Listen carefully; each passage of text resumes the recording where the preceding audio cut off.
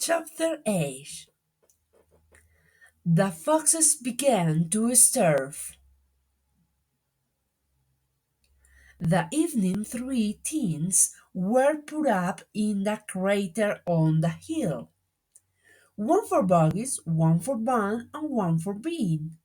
The teens surrounded Mr. Fox's hole, and the three farmers sat outside their tents eating their supper. Buggies had three boiled chickens smothered in dumplings.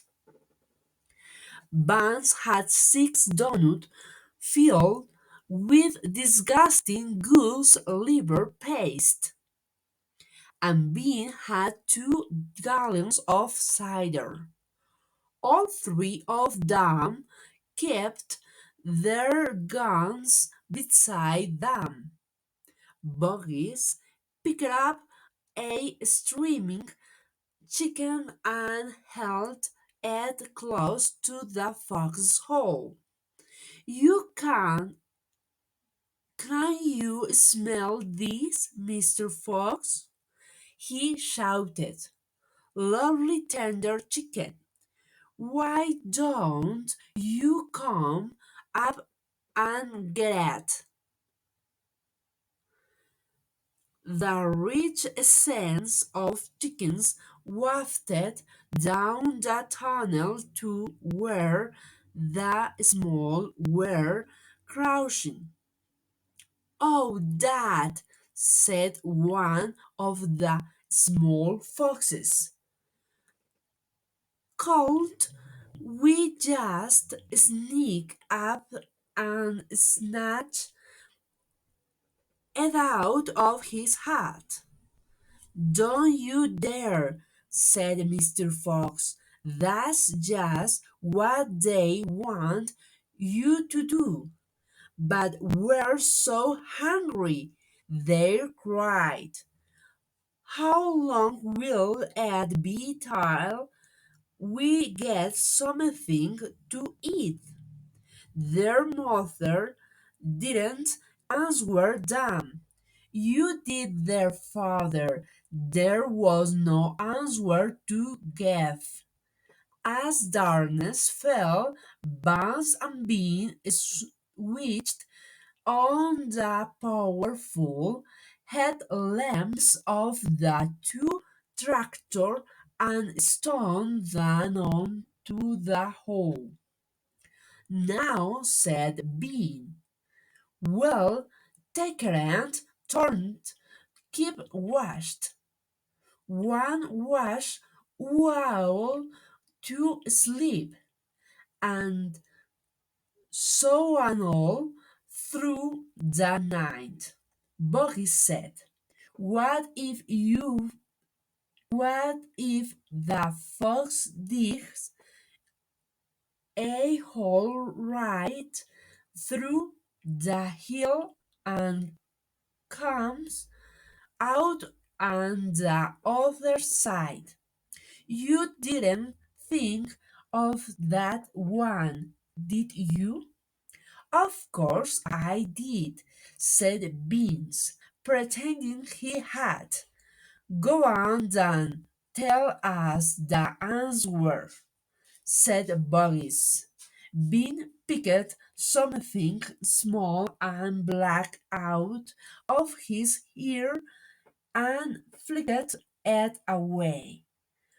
How many men have you got working on your farm? He asked. 35, Boggy said. I've got 36, Van said. And I've got 37, Bean said. That makes 108 men altogether. We must order them to surround the hill.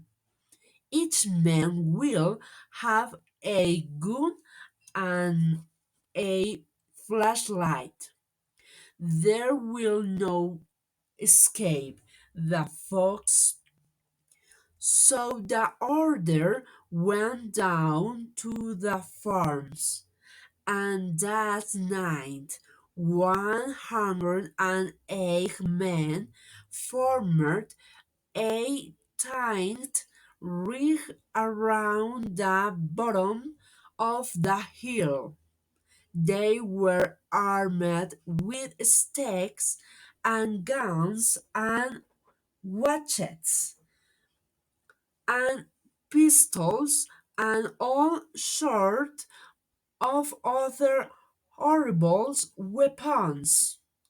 This made it quite impossible for a fox or indeed for any other animals to escape from the hill.